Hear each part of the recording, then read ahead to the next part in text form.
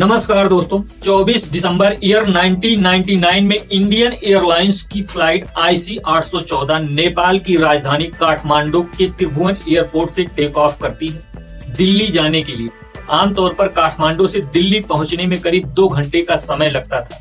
ये पैसेंजर्स और crew member इस बात से अनजान हैं कि इनके लिए दिल्ली की ये दूरी अब बहुत दूर होने वाली है। इस प्लेन को 5 लोगों के द्वारा हाईजैक कर लिया जाता है और ये हाईजैकर्स पैसेंजर को रिहा करने के लिए $200 मिलियन की रकम इंडियन गवर्नमेंट से मांगते हैं। साथ ही साथ कुछ आतंकियों को जेल से रिहा करने का डिमांड भी करते हैं। एक ऐसी हाईजैकिंग जो भारत के इतिहास में सबसे बड़ी हाईजैकिंग और आखिरी प्लेन हाईजैकिंग थी। सही सुना दोस्तों आपने। फॉर्चुनेटली इसके बाद आज तक कोई भी प्लेन भारत में हाईजैक नहीं हुआ है। आइए इस हाईजैकिंग के बारे में हम लोग गहराइयों से समझते हैं। 24 दिसंबर 1999 काठमांडू से दिल्ली आ रहे इंडियन एयरलाइंस के विमान का आज अपहरण कर लिया गया है। Plane that was carrying 11 crew members and 179 passengers. We were blindfolded, we all of us with our heads down. Passenger है, उनकी सेफ्टी हमारी सबसे बड़ी priority. We have evidence to show that hijackers were encouraged by Pakistan. Christmas का festival और नए साल की खुशियां अपने रंग बिखेरने वाली थीं, जिसके कारण प्लेन के अंदर बैठे सभी यात्रियों के अंदर हंसी पल के लिए खुशियों का माहौल था। प्लेन में बैठा हर एक व्यक्ति खुश था और अपने गंतव्य तक पहुंचने के लिए बेसब्री से इंतजार में था। प्लेन में कुल 176 पैसेंजर्स और 15 क्रू मेंबर सवार थे, जिसमें अधिकतर संख्या भारतीयों की थी। लेकिन इस फ्लाइट में कुछ विदेशी यात्री भी मौजूद थे। प्लेन के कैप्टन देवी शरण और को पायलट राजेंद्र कुमार और chief flight attendant Anil Sharma थे। प्लेन 10,000 फीट ऊपर जमीन से आसमान में पहुंच चुका था। प्लेन अपने तय दिशा से आसमान से होकर गुजर रहा था। काठमांडू से न्यू दिल्ली के लिए उड़ान भरा ये विमान कुछ ही देर में नेपाल से निकलकर इंडियन एयर स्पेस में पहुंच चुका था। करीब 1 घंटे के अंदर दिल्ली के इंदिरा गांधी इंटरनेशनल एयरपोर्ट पर लैंड करने वाला था। फ्लाइट की डेस्टिनेशन बेशक 1-1.5 घंटे की दूरी पर था, लेकिन फ्लाइट में मौजूद किसी भी इंसान को ये अंदाजा भी नहीं था कि ये 1-1.5 घंटे का सफर अब उनके लिए काफी लंबा होने वाला है। आगे जो होने वाला था वो बड़े ही डरावने खौफनाक मंजर में बदल जाता है। प्लेन इंडियन एयर स्पेस में पहुंचते ही अचानक से 5 मास्क पहने हुए पाकिस्तानी आतंकियों का मेन मकसद था प्लेन को हाईजैक करना। प्लेन को अपने कंट्रोल में लेने के लिए आतंकी पायलट देवी शरण और पायलट राजेंद्र के ऊपर बंदूक तान देते और पैसेंजर और क्रू मेंबर को गोली मारने की धमकी देते और पाकिस्तानी आतंकी बंदूक की नोक पर प्लेन को हाईजैक कर लेते।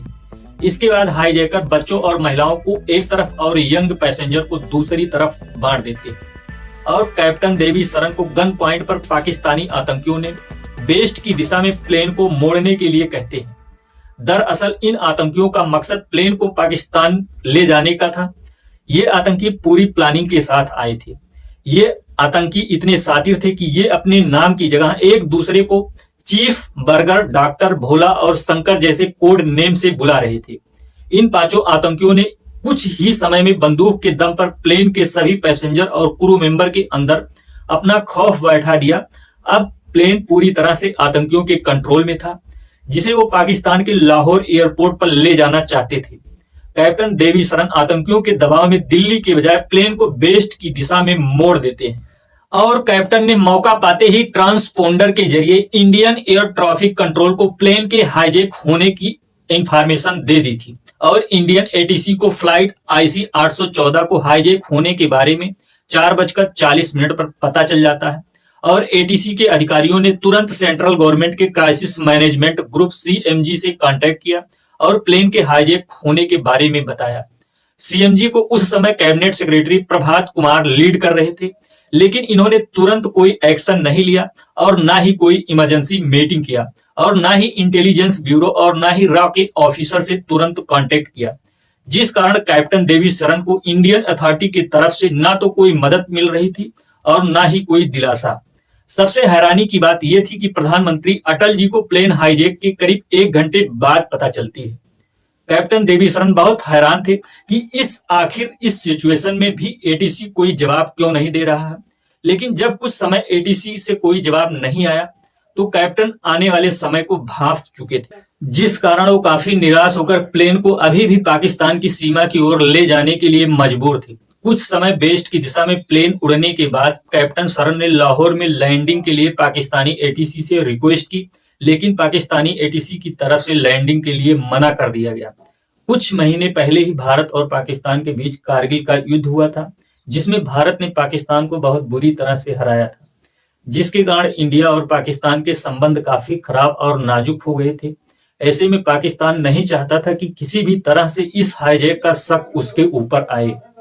इसीलिए मना करने के साथ पाकिस्तानी एटीसी ने कैप्टन को धमकी भी दिया कि अगर प्लेन लाहौर में प्रवेश किया तो प्लेन को ब्लास्ट कर दिया जाएगा, जिसके कारण कैप्टन सरन और मुश्किल में पड़ जाते हैं और उन्हें कुछ भी समझ में नहीं आ रहा था और फिर सोचते हैं कि प्लेन को किसी इंडिया के ही एयरपोर्ट पर लैंड करा दिया जाए, लेकिन पाकिस्तानी आतंकी इसके लिए मना कर देते हैं।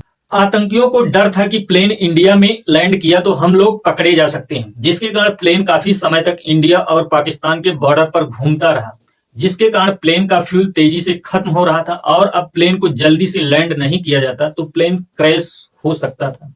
इस डरावने मंजर से निकलने के लिए और यात्रियों को बचाने के लिए और इस खौफनाक उलझन से निपटने के लिए फिर से इंडियन एटीसी से कांटेक्ट किया जाता है।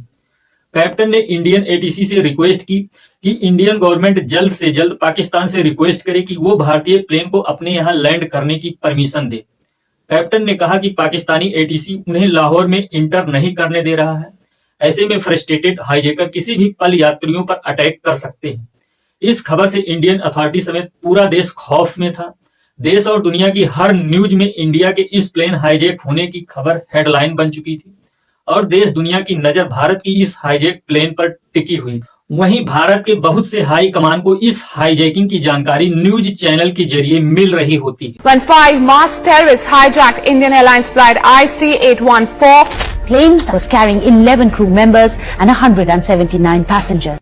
सीएमजी के तुरंत एक्शन न लिए जाने की वजह से पहले ही काफी देर हो चुकी थी, इसीलिए सूचना मिलते ही इंडियन अथॉरिटी तुरंत हरकत में आ गई। 6:30 बजे इंडियन हाईकमान पाकिस्तान से प्लेन लाहौर में लैंड करने की रिक्वेस्ट की, लेकिन पाकिस्तान ने लैंड करने के लिए मना कर दिया। इस तरह से इंडियन गवर्नमेंट की कोशिश नाकाम रही और फिर प्लेन इंडिया और पाकिस्तान के बॉर्डर पर आसमान में चक्कर काटने लगा और प्लेन में अब केवल 1 घंटे का फ्यूल बचा था, जिसे देखते हुए कैप्टन सरन एक बार फिर प्रयास करते हैं और पाकिस्तानी आतंकियों से कहते हैं कि फ्यूल एकदम खत्म होने वाला है, जिसके कारण प्लेन क्रैश कर सकता है। इसीलिए जब तक लाहौर में प्लेन लैंडिंग का परमिशन नहीं मिल रहा है, तब तक प्लेन को अमृतसर के एयरपोर्ट पर रिफ्यूल कर लेना चाहिए।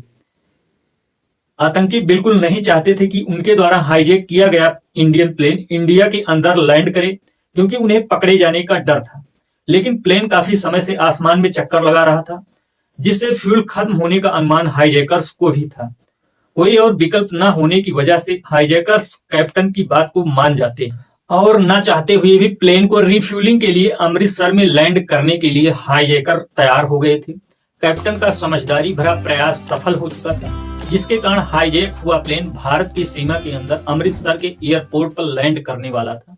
अब इस सिचुएशन को संभालने के लिए इंडियन गवर्नमेंट और इंडियन अथॉरिटी के पास बेस्ट चांस था।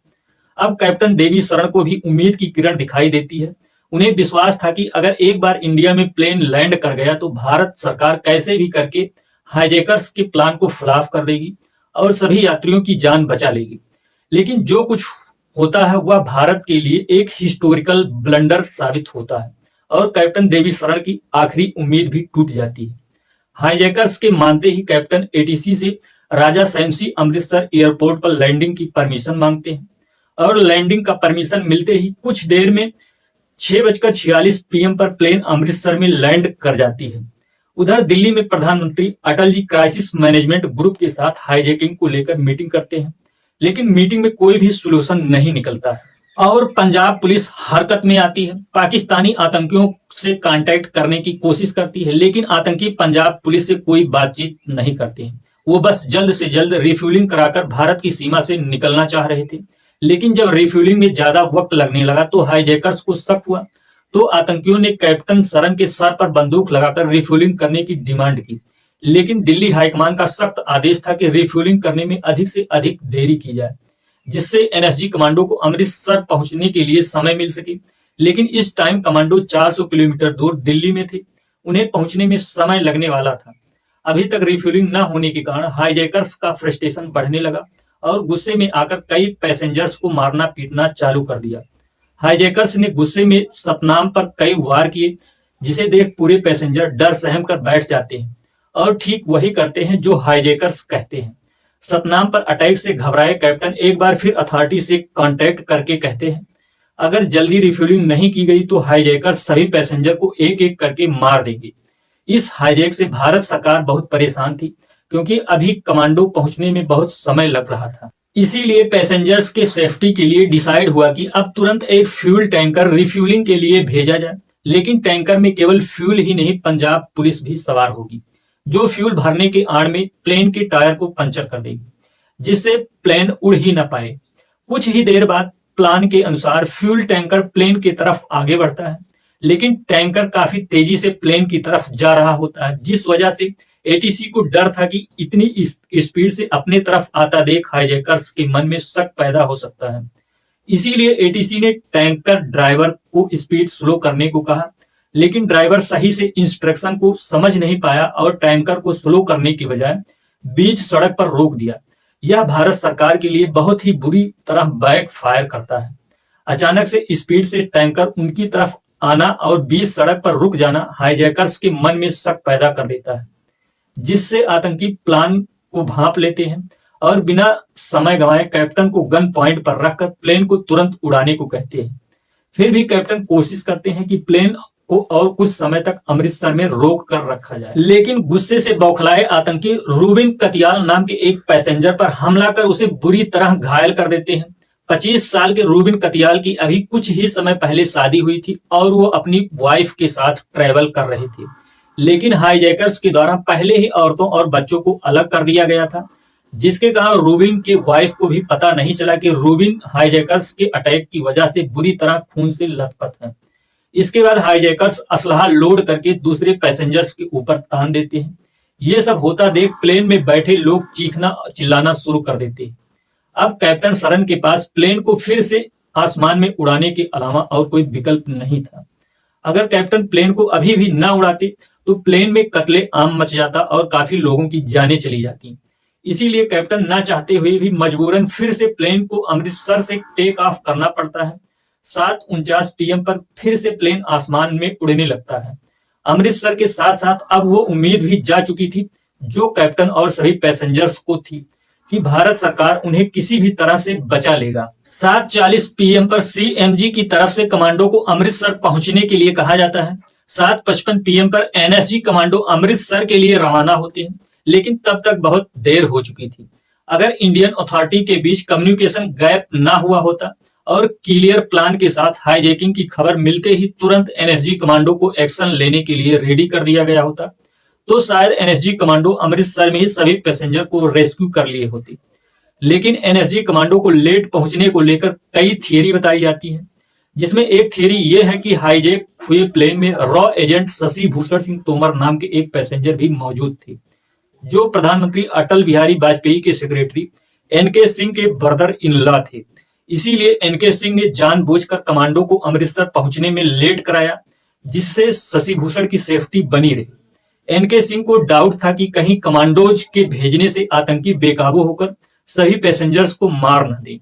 असल वजह जो भी रही हो, अब प्लेन अमृतसर से निकलकर आसमान में पहुंच चुका था। कैप्टन सरन फिर से पाकिस्तानी ATC से कांटेक्ट करते हैं, लेकिन एक बार फिर पाकिस्तान प्लेन को लाहौर में लैंड करने के लिए मना कर देता है और लाहौर एयरपोर्ट के सभी लाइट्स को बंद करवा देता है।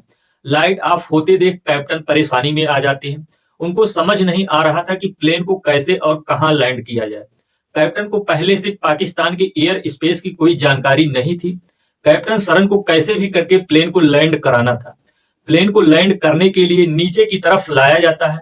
नीचे एक जगह बहुत सारी लाइट जलती हुई दिखाई देती है। कैप्टन को लगता है यही एयरपोर्ट है, लेकिन प्लेन जैसे ही जमीन के करीब पहुंचता है, नीचे का नजारा कैप्टन के होश उड़ा देता है। यह कोई एयरपोर्ट नहीं, हाईवे था, जहां लैंड करना संभव नहीं था, और तुरंत प्लेन को ऊपर की तरफ मोड़ देते हैं। इस बार साफ तौर पर कैप्टन पाकिस्तानी ATC से कहते हैं कि प्लेन में फ्यूल बिल्कुल नहीं है और अब इसे लाहौर एयरपोर्ट पर तुरंत लैंड नहीं करने दिया गया तो प्लेन लाहौर के बीचों बीच क्रैश हो जाएगा, जिससे न सिर्फ प्लेन और पैसेंजर बल्कि पाकिस्तान के लोग भी मारे जाएंगे। इसमें पाकिस्तान अपने लोगों को बचाने के लिए भारतीय प्लेन के लैंडिंग के लिए एग्री हो जाता है और रिफ्यूलिंग के लिए भी परमिशन दे देता है। बार बार भारत के प्लेन के लैंडिंग के लिए मना करना पाकिस्तान का एक सोचा समझा प्लान था। वो पूरी दुनिया के सामने एक खेल खेल रहा था। पाकिस्तान का ये दोगला असली चेहरा बाद में सामने आता है और फाइनली रात को 8 बजे लाहौर एयरपोर्ट पर प्लेन लैंड करता है। यहाँ पाकिस्तानी कमांडो चारों तरफ से प्लेन को घेर लेते हैं। प्लेन में मौजूद पैसेंजर डरे सहमे बैठे थे, लेकिन चाकू लगने के कारण रूबिन कतियाल बहुत बुरी तरह से घायल थे। रूबिन के ट्रीटमेंट के लिए कैप्टन और क्रू मेंबर पाकिस्तान से हेल्प मांगते हैं, लेकिन रिफ्यूलिंग के अलावा पाकिस्तान कोई मदद नहीं करता है। रिफ्यूलिंग होते ही पाकिस्तान एयरपोर्ट छोड़ने का अल्टीमेटम दे देता है। हाईजैकर की डिमांड पर प्लेन अफगानिस्तान की तरफ मोड़ देते हैं, लेकिन 1999 तक अफगानिस्तान में प्लेन को रात में लैंड करने की फैसिलिटी नहीं थी, जिस वजह से प्लेन को ओमान की तरफ मोड़ दिया जाता है। लेकिन ओमान अथॉरिटी अपने सीमाओं में घुसने की इजाजत नहीं देता, जिसके कारण प्लेन यूएई की तरफ मूव करता है। भारत सरकार के रिक्वेस्ट करने पर यूएई प्लेन को दुबई के अल मिनहाद एयरपोर्ट पर लैंड करने की इजाजत देता है, जिसके बाद रात के करीब 3 बजे यूएई में लैंड करता है।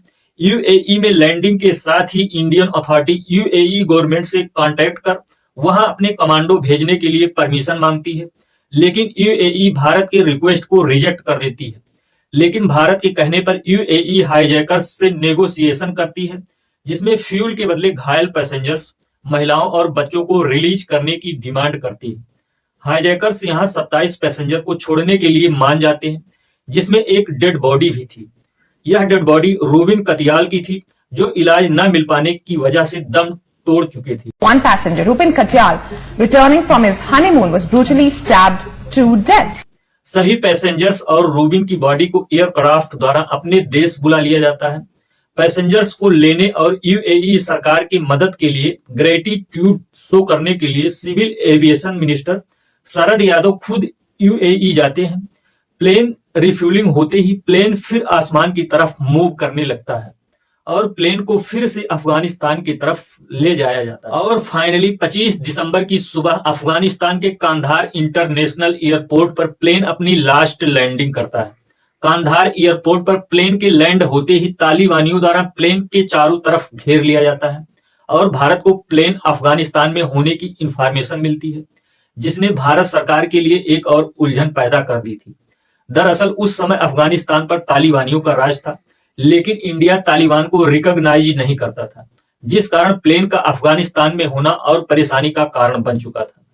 भारत का मानना था कि हाईजैकर्स को पाकिस्तान के आईएसआई और अफगानिस्तान के तालिबानियों का सपोर्ट है। वही तालिबान का कहना था कि उनका मोटिव बस इंडिया और हाईजैकर्स के बीच नेगोशिएशन कराना है। तालिबान की बात पर भरोसा न करते हुए भी भारत सरकार ने तालिबान से सेफ्टी की अपील की, साथ ही हाईजैकर्स के डिमांड को जानना चाहा। हाईजैकर्स को लग रहा था कि इंडिया उनके हर डिमांड को मानेगा, इसीलिए हाईजैकर्स इस मौके का फायदा उठाते हुए भारत के सामने 36 आतंकी जो कि भारत की जेल में कैद थे, उन्हें छोड़ने की डिमांड की। इसके अलावा हाईजैकर्स ने सजदा अफगानी की डेड बॉडी को भी मांगा, जो कि हरकत उल अंसार रेबल ग्रुप का कमांडर एंड चीफ था, जिसको भारत की जेल से भागने के दौरान मार दिया गया था। इसके अलावा ये भारत से $200 मिलियन की फिरौती भी मांगते हैं। लेकिन प्रधानमंत्री अटल बिहारी वाजपेयी जी हाईजैकर्स के सामने बिल्कुल झुकने को तैयार नहीं थे। वो उनकी डिमांड को किसी भी कीमत पर मानने को तैयार नहीं थे, क्योंकि आतंकवादियों को रिहा करने का मतलब होता कि भारत के खिलाफ फिर से आतंकवादी गतिविधियों का होना। लेकिन न्यूज चैनल्स के जरिए हर एक खबर लोगों तक पहुंच रही थी।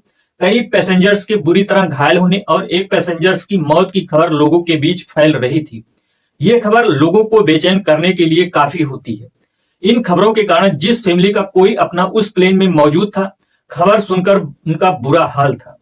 परिवार वाले किसी तरह अपने लोगों को बचाना चाह रहे थे, लेकिन 26 दिसंबर 1999 को external affair minister Jaswant Singh जब हाईजैकिंग को लेकर प्रेस कॉन्फ्रेंस कर रहे थे, तो उसी बीच फैमिलीज की भीड़ इकट्ठा हो गई और जसवंत सिंह से अपने परिवार वालों की सुरक्षा की अपील करने लगे। इसके अलावा कुछ परिवार वाले गुस्से में आकर जसवंत सिंह से हाईजैकर्स के डिमांड को पूरा करने की दबाव बना लेते हैं। इसीलिए गवर्नमेंट ने हाईजैकर्स की नेगोशिएशन के लिए एक टीम बनाकर कंधार भेज देती है। 27 दिसंबर को ये टीम कंधार पहुंची, जिसे सीनियर इंडिया फॉरेन ऑफिसर विवेक काटजू हेड कर रहे थे और साथ में नेगोशिएशन के लिए अजीत डोभाल को भी भेजा गया था। तालिबान ने हाईजैकर्स और इंडियन नेगोशिएशन टीम के बीच नेगोशिएशन कराना स्टार्ट कर दिया। कई दिन बीत जाने के बाद हाईजैकर्स और नेगोशिएशन टीम के बीच कोई फैसला नहीं हो पा रहा था, पर हाईजैकर्स 36 आतंकियों को जेल से रिहा करने के लिए मांग पर डटे हुए थी। इंडियन अथॉरिटी इस मांग के विरोध में थी और कोई सहमति नहीं बन पा रही थी। इस दौरान प्लेन में बैठे यात्रियों और क्रू मेंबर का जिंदगी नर्क से भी बदतर होता जा रहा था। यात्रियों को प्लेन में बैठे पूरा एक सप्ताह हो चुका था, इसीलिए न उनके पास खाने के लिए कुछ बचा था और न ही पीने के लिए पानी बचा था। इसके अलावा टॉयलेट भी ओवरफ्लो करने लगे थे, जिसके कारण प्लेन में बदबू बहुत कर रहा था, जिससे यात्रियों का हालात प्रतिदिन बदतर होते जा रहा था और गवर्नमेंट के ऊपर हर दिन दबाव बढ़ता ही जा रहा था। कुछ लोग क्राइसिस मैनेजमेंट ग्रुप के मीटिंग में घुसकर हंगामा भी कर रहे थे, वहीं कुछ लोग प्रधानमंत्री के निवास के बाहर प्रोटेस्ट भी कर रहे थे। इसी प्रेशर के चलते गवर्नमेंट को जल्द से जल्द कोई फैसला लेने को कहा गया।